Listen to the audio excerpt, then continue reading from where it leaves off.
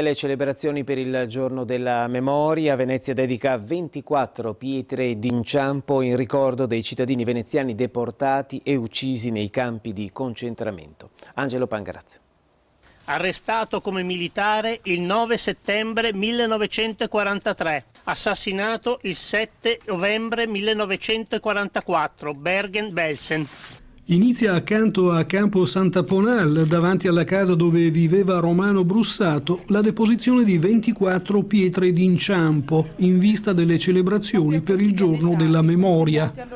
Piccole pietre con i nomi di uomini e donne, antifascisti, militari, membri della comunità ebraica, cittadini deportati, uccisi nei campi di sterminio del Terzo Reich. Ci siamo presi proprio l'impegno di raccontare e di far tornare in vita persone che sono scomparse nei lager nazisti.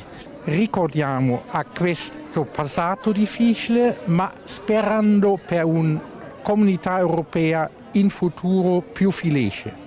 In Calle Scaleta l'artista tedesco Günther Demnig posa la pietra che ricorda un antifascista, il socialista Bonaventura Ferrazzuto, assassinato nel castello di Artheim. Per me è fondamentale, veramente, e devono essere un insegnamento per la vita di tutti noi.